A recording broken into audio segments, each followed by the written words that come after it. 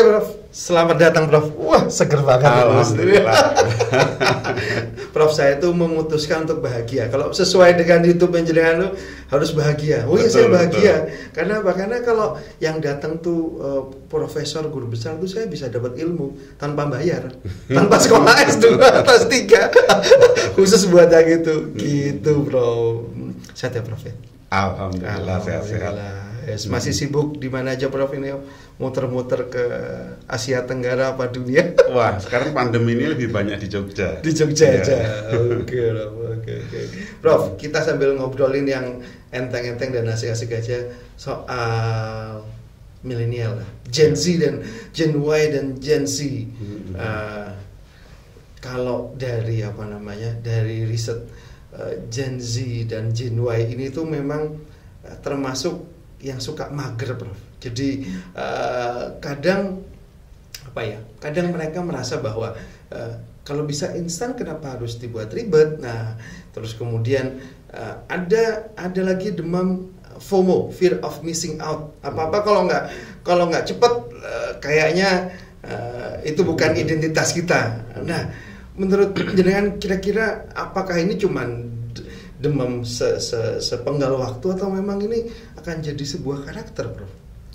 Oke, terima kasih Mas Mahendra ya. Siap. Luar biasa. Jadi memang generasi Z ini itu sama halnya dengan Y ya, tapi Z ini lebih ternyamankan oleh teknologi. Jadi impact dari revolusi industri 4 itu ya. Jadi segala sesuatu jadi sangat mudah. Jadi teknologi punya ciri memudahkan sehingga kemudian mereka jadi punya banyak pilihan. Sementara saya atau mungkin zaman Mas Mahendra, kita segenerasi nih ngomong-ngomong. Jadi mungkin ngalami pakai dulu kalau mau nyetel TV pakai aki ya. Terus kemudian setrika yang berat itu ada kalau mati lampu gitu ya. Nah, terus telepon itu kan pada waktu itu masih sangat elit. Jadi masih kebutuhan agak prestis dulu kalau pakai telepon. Sehingga dulu saya masih ingat ketika ada satu masalah di rumah, saya pengen telepon, itu saya harus ke rumah Pak RT yang punya telepon. Nah, hari ini telepon di rumah sudah jadi barang sosial. Kemudian anak muda itu daripada ngangkat telepon di ruang tengah, dia lebih suka ambil di sakunya, di sakunya. Nah, ini saya kira menunjukkan betapa mereka termanjakan oleh situasi. Nah, cuma sebetulnya apapun itu adalah sebuah cobaan, sebuah ujian atau situasi apapun, sehingga yang terbaik adalah bagaimana mensikapi itu. Jadi setiap zaman itu pasti tantangannya macam-macam. Nah, itu saya kira tantangan generasi muda yang ingin menjadi orang-orang bukan hanya kreatif inovatif tapi tangguh. Mungkin kalau kreatif itu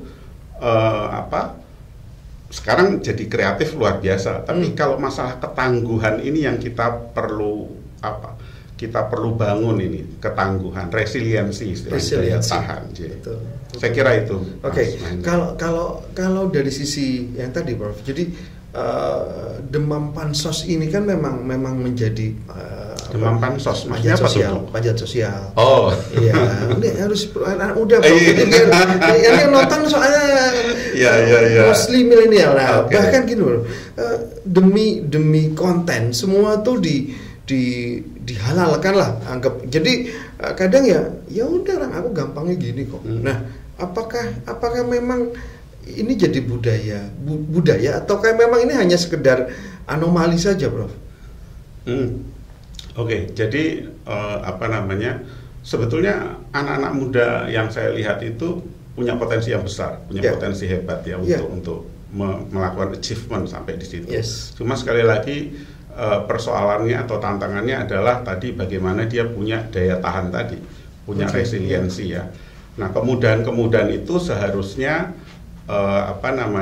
menjadi hal yang bisa dijadikan utilisasi supaya dia bisa improvement lebih baik lagi. Nah, ininya men-triggernya, memicunya dari mana, Prof?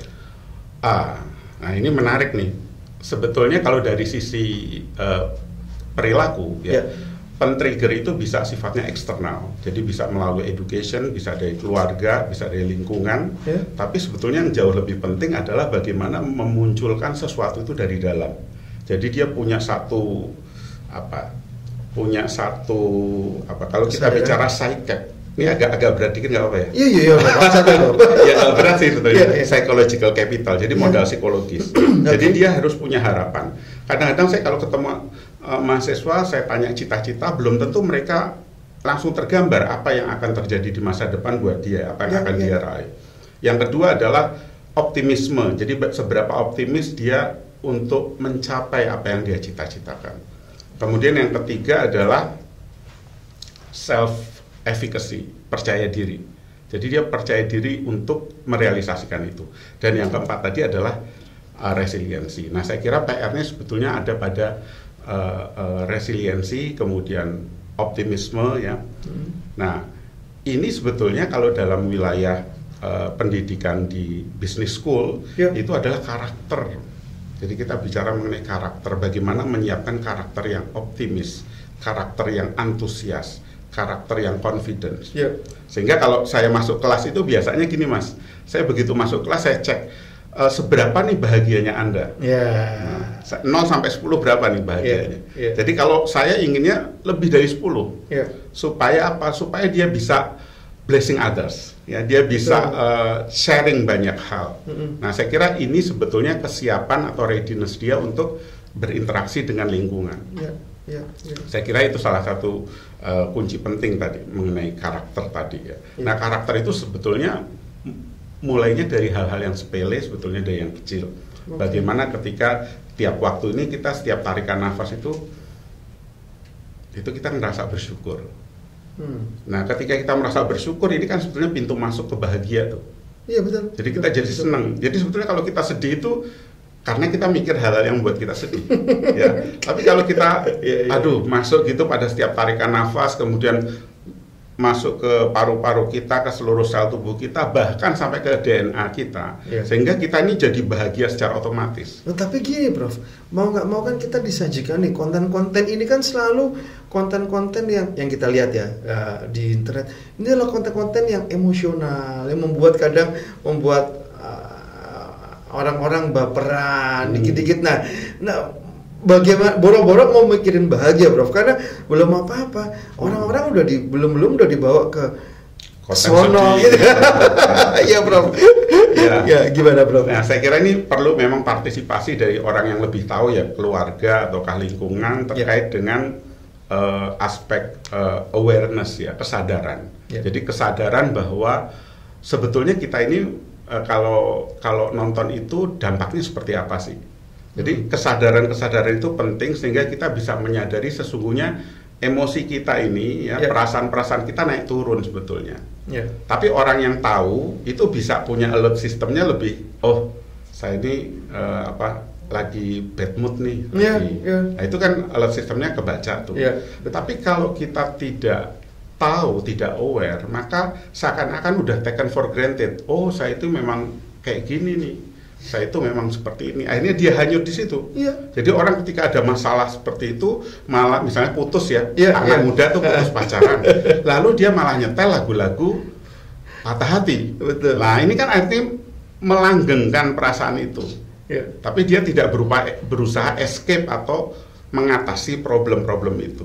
Betul. Nah, ini saya kira salah satu awareness itu di situ. Jadi menyadari. Kalau orang yang sudah punya ilmu itu bukan berarti kemudian dia nggak pernah bad mood, ya bad mood pernah, tapi kemudian dia segera tahu nih, harus segera saya atasi. Kalau yang ngekos sendirian Prof, misalnya lagi ngekos, keluarganya jauh, terus kemudian teman-temannya juga lagi pandemi belum balik juga, nah gimana Prof caranya menghadapi kayak gini nih? Oke, kalau nasihatnya MH Ainun Najib itu kan bergaul dengan anak orang-orang baik. Dia ada bergaul dengan orang-orang baik gitu ya. Nah, pergaulan itu kan menimbulkan energi-energi positif. Biasanya kalau frekuensi kita ngeluh, nanti ketemu sama teman-teman yang juga ngeluh. Kalau kita frekuensinya optimis, itu insya Allah ketemunya dengan orang-orang yang frekuensinya sama. Makanya harus ngopi ya, Prof. Harus ngopi bareng-bareng. Ya, setuju. Iya. Tapi bukan berarti terus kemudian terhanyut gitu tuh nggak bisa hilang ya. Ya tinggal tergantung orangnya lagi kan, Mas Prof. Betul. Jadi sebetulnya kata kuncinya gini, Mas Mahendra. Jadi kita itu punya kita itu meyakinkan bahwa kita ini sebenarnya sutradara diri kita sendiri. Kita ini aktornya gitu. Jadi kita sutradara, kita menskenario, lalu kita melaksanakannya aktornya. Jadi kita eksekutor juga, sutradara sekaligus eksekutor. Sehingga ketika tahu, oh ya, kalau kita bersyukur rahmat Tuhan semakin banyak, kita bahagia, pergaulan jadi lebih nyaman, ya kita buat aja keputusan itu. Jadi bahagia itu sebuah keputusan. Tapi bukan berarti cuek kan, Prof ya? Maksudnya seolah-olah jadi kehilangan empati atas kondisi, bukan berarti kesono kan. Jadi kadang teman-teman kan mikirnya, mungkin ada teman-teman yang anak-anak muda yang berpikir bahwa bodo amat, yang penting saya happy. Mau seperti apa itu bukan urusanku. Apakah selfness yang begitu atau bagaimana, Bro? Oke, ya. Kadang-kadang orang ketika ada problem itu seringkali dia nggak tahu sebetulnya bahasa yang dia katakan apakah dia sebetulnya bahagia. Tapi ketika dia bilang bahagia, jangan-jangan ini escape aja. Dia lari dari kenyataan atau dia. Nah ini saya kira hal yang harus betul-betul dia sadari betul. Jadi yang namanya bahagia itu sebetulnya bisa kita lihat dari dimensi waktu, Mas Mahendra. Jadi kalau tapi kan usia kita sama, jadi waktunya ya hampir sama ya. Jadi kalau kita lihat masa lalu, itu kita rasanya peaceful, kita damai, kita tenang, ya. Kita rasanya kalau ada sesuatu pun kita forgiveness, kita ingin memaafkan. Kalau kita ketemu hari ini, maka kita itu ya menerima apa yang ada pada kita. Kita menerima, melihat masa depan, kita muncul satu optimisme. Jadi kita pengen coping ya, kita menghadapi situasi meskipun uncertainty, ketidakpastian, tapi kita punya energi besar untuk achieve ya. Jadi saya kira memang hal terpenting adalah bersahabat dengan past, present, future. Nah, future-nya kadang dikontaminasi oleh postingan tetangga ya, Prof. Lah iya, jadi gini. Susah Prof ya hidup sekarang ya. Buka IG atau buka Facebook, wah tetangganya udah punya mobil baru ya. Gimana? Ya, memang jadi gini.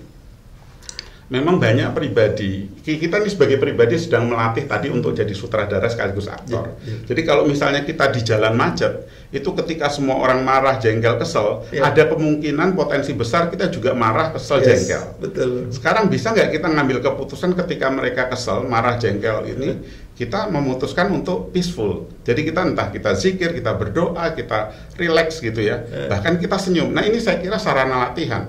Sehingga kita itu menjadi menjadi orang yang mengambil keputusan atas dasar keputusan mental.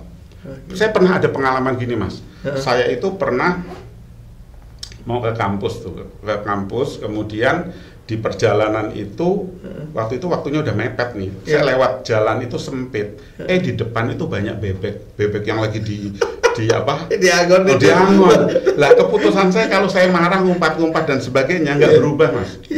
Waktu itu saya bilang karena saya menyadari tadi knowledge tadi ya, pengetahuan tadi, lalu saya tarik nafas, kemudian saya ngambil keputusan yang berbeda. Ini sebagai sarana berlatih. Jadi waktu itu saya malah mendoakan semoga bebeknya tambah gemuk. Terus saya doakan petani bebeknya. Bahkan ketika dia berlalu, saya sempat dada gitu ya. Lah saya terus mikir, perasaan saya pertama jadi lebih tenang satu. Yang kedua, itu tahu-tahu jadi lebih cepat. Prosesnya perasaan lebih cepat. Jadi saya pun sampai kampus kondisinya tetap nyaman gitu loh. Tapi kalau tadi saya ngambil keputusan marah, jengkel, kesel, mungkin saya dapat yang negatif banyak. Itu satu pengalaman ketika kehalang bebek tuh. Itu simpel ya, Prof. Simpel. Apalagi kalau misalnya dengerin keluar dari komplek, dengerin motor tetangga baru, pulang, itu lebih ini lagi. Kalau kita senyumin gitu malah nggak apa-apa, Prof. Betul. Oke, Prof, kita break dulu aja. Kita lanjutkan di segmen berikutnya, Prof. Oke, terima kasih Mas Mahendra.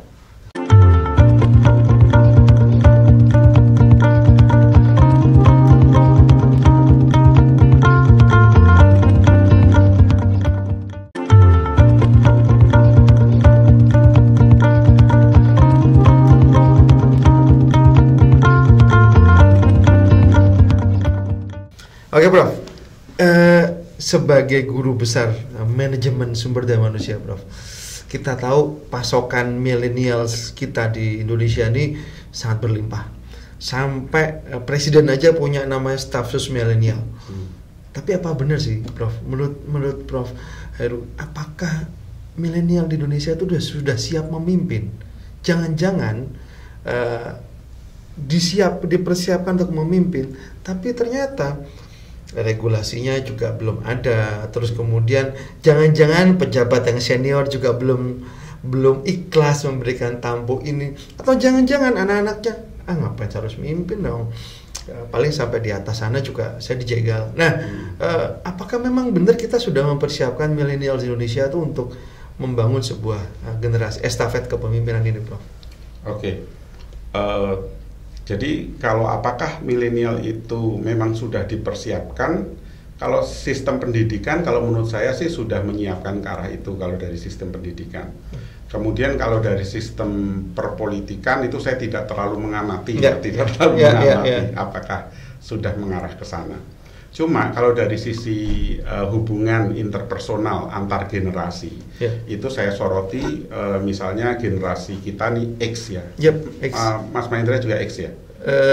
Atau milenial? Separuh, Bro. Saya X muda loh. Iya, boleh lah, Bro. Samakan aja, Bro. Jadi biasanya antar generasi itu khususnya yang lebih ekstrim. Kalau di atasnya X itu ada baby boomers. Baby boomers itu punya jarak komunikasi dengan milenial. Betul, Bro. Sehingga sangat dimungkinkan tadi kesalahpahaman justru muncul dari yang seperti itu. Misalnya kalau generasi milenial akan mengatakan baby boomer atau bahkan yang tradisional itu mungkin tidak familiar dengan teknologi atau gaptek gitu ya, bahasanya gaptek. Tapi bagi mereka ketika melihat milenial, mungkin mereka ini belum matang, belum berpengalaman. Nah ini kan dua hal ini adalah prejudice dari dua sisi. Betul. Nah ini saya kira yang justru terpenting adalah bagaimana kita membangun fleksibilitas dalam beradaptasi. Ya, saya punya teman juga nih kebetulan dulu teman SMP bareng. Kejadiannya sih sekitar 10 tahun yang lalu. Jadi waktu itu saya masuk UGM, dia masuk ITB. Dia kemudian waktu usia 37 dia jadi asisten vice president di 38 asisten vice president di Alcatel. Saya menjadi guru besar waktu itu. Nah, pada saat itu saya merasa wah ini saya growing-nya luar biasa, saya akan bisa tumbuh, achieve banyak hal yang akan saya raih. Tapi pada sisi lain dia justru kebalikannya, dia merasa kelihatannya saya seperti dikejar-kejar anak-anak muda sekarang kok cepat sekali perkembangannya. Jadi dia merasa saya terancam. Teman saya itu merasa terancam. Bahkan dia berpikir saya gimana ini mensikapi diri saya dalam kondisi seperti itu. Ataukah saya mungkin harus keluar dari pekerjaan saya. Jadi saya melihat bahwa ini sebetulnya cara berpikir ini memegang peranan penting untuk membangun kemampuan adaptasi, fleksibilitas, kemampuan belajar. Sehingga tadi pada usia yang sama itu saya merasa ini saatnya untuk growing. Sedangkan teman saya merasa ini saya declining ya. Lah ini kan sebetulnya kalau declining itu adalah tua. Sebetulnya pengertian tua itu declining. Pengertian muda adalah growing, dia bicara masa depan. Jadi saya melihat kalau dari sisi cara berpikir ya. Jadi kalau usia Mas Mahendra ketemu saya ceritanya dulu-dulu ya berarti Mas Mahendra tua. Tetap semangat loh ya, semangat ya. Tapi gini loh, Prof, maksudnya dengan surplus demografi kita yang memang ya kita tahu mayoritas itu kan milenial dan ini jadi next baby boomer, Prof. Kita punya surplus yang berkelebihan dari tahun ini dari 2030 sampai 2035 itu isinya ya millennials yang ini. Nah, akankah Indonesia padat intelijensi, padat benar-benar bisa memanfaatkan ini menjadi momentum positif, atau memang ya wes sih cuma jadi kayak baby boomer kemarin kebanyakan yang nganggur, bisa nggak sih, Prof? Jadi memang kalau kita bicara dari sudut pandang kecerdasan, kecerdasan intelektual anak muda saya kira sangat baik. Tapi ada 4 kecerdasan yang juga nggak boleh dilupakan. Kecerdasan karena gadget, kita jangan-jangan kurang dalam hal emotional quotient. kecerdasan emosi, berinteraksi, Ya. bagaimana mengatasi persoalan-persoalan yang kita alami, ataupun kita memahami klien, memahami orang lain. Ya. Terus berikutnya adalah kecerdasan eksekusi. Saya tahu nih kalau yang namanya olahraga bagus, anak-anak muda pasti tahu. Ya. Tapi karena ada HP dia nggak mau jogging misalnya. Ya. Nah ini kan, atau nggak mau goes ya. Ya. Nah ini kan eksekusi ya, kecerdasan eksekusi. Yang berikutnya adalah kecerdasan adversity. Bagaimana dia melihat challenge ya, menghadapi tantangan itu. Contohnya gimana, Prof? Kalau adverse itu melihat tantangan dalam bentuk misalnya gini, gagal sekali 2 kali, wah seakan-akan udah kiamat tuh. Gagal sekali 2 kali, karena apa? Karena terbiasa termudahkan. Ya. Sementara Thomas Alva Edison 900 kali gagal bikin bola lampu, dia katakan saya telah berhasil menemukan 900 cara yang salah dalam membuat bola lampu. Linguistiknya sangat luar biasa. Betul. Nah ini yang saya kira perlu dibangun di dalam softwarenya anak muda kita. Jadi anak-anak muda kita itu PR-nya adalah soft skill. Ya. Ini sebetulnya soft skill nih, ilmu yang kadang-kadang tidak terlalu concern di dunia formal, ilmu-ilmu formal maksudnya di sekolah menengah atas ke perguruan tinggi kadang-kadang belum terlalu optimal. Ya. Nah padahal achievement ini soft skill ini itu berkaitan dengan bagaimana dia mencapai achievement, berinteraksi dengan orang maupun menjaga integritas. Yang keempat tadi Bapak, setelah adversity, spiritual. Nah. Spiritualitas ini energi yang luar biasa sekali. Nah, ini. Jadi energi di mana kita ketika betul-betul sepi gitu ya. Sebetulnya kita masih di dalam ruang batin kita itu masih ada cahaya yang luar biasa. Masih ada energi besar yang harus kita menggalinya, Prof. Betul. Oh, menggalinya. Kebiasaan enak ya, Prof, ada gitu. Nah, iya. Susah ya ada itu. Iya. Nah, saya kira mungkin ini PR buat kita juga ya, bahwa anak-anak muda ya sekaligus penting untuk menyadari dirinya sendiri ya. Yang namanya conscious incompetence. Apa yang tidak kompeten dari diri saya? Ini kan banyak orang melupakan conscious incompetence. Padahal conscious incompetence awal belajar. Jadi kalau saya menyadari saya lemahnya di sini, maka saya kemudian akan belajar. Akan mempelajari itu. Saya kira ini ini harus mulai dibangun ke anak-anak muda ya. Termasuk hal-hal paling sepele. Saya kalau ke anak-anak saya itu hal-hal paling sepele adalah pengambilan keputusan dari hal yang kecil. Misalnya milih pakaian, milih apa. Yang penting saya tanya kenapa ambilnya itu. Nah, dia bisa jelasin. Tapi membangun logika kayak gini benar-benar butuh latihan loh, Prof. Ya memang harus latihan. Dan kadang ya itu kita sudah dibiasakan, dibudayakan melihat yang begitu, akhirnya budayanya budaya di internet, bukan di budaya yang logik yang sebetulnya nggak penting-penting banget. Tadi yang disampaikan sama Prof Heru tadi luar biasa, Prof. Menurut saya sih, Prof. Ada lagi nggak, Prof, pesan yang simple yang bisa jadi reminder buat kita bersama, Prof, sebelum kita menutup nih, Prof? Saya kira hal yang penting juga adalah buat anak-anak muda ini kualitas hubungan. Kalau bicara kualitas hubungan, kita punya hubungan dengan yang di atas ya. Kita punya hubungan dengan yang di atas, kita perkuat itu karena itu menjadi sandaran untuk spiritualitas kita.